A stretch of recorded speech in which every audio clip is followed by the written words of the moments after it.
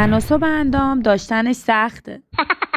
میخوای بهت ثابت کنم که میشه مثل آب خوردن به اندام دلخواه و اون هیکل ایدئالت برسی؟ لایک و سیو و شیر و کامنت یادت نره. برو بریم.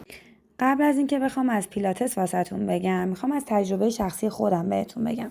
من 28 ساله که دارم ورزش میکنم. حدود 10 سال پیش با پیلاتس آشنا شدم.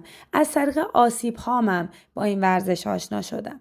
پیلاتس تونست تمام درد و آسیب هایی که من توی ورزش حرفه‌ای که انجام میدادم داشتم رو همه رو از بین ببره و نتیجه خوبی واسه من داشت. به خاطر همین پیگیرش شدم و تو سطح عالی تونستم خدا رو شکر به اون درجه‌ای که میخوام برسم. حالا میخوام یه ریز در مورد پیلاتس بهتون توضیح بدم. بگم که اصلا پیلاتس چه نوع ورزشیه.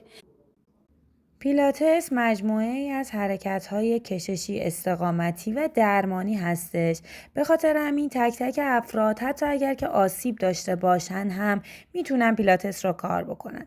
اما به صورت حرفه‌ای میاد، تک تک عضلات رو تحت شعاع خودش قرار میده. پس میتونیم بگیم که برای تمام افراد و تمامی سنین میتونه فوق‌العاده ورزش عالی باشه، چون تک تک عضلات ریز داخلی رو هم تحت شعاع قرار میده و شما میتونید بدنی سالم و ورزیده داشته باشید.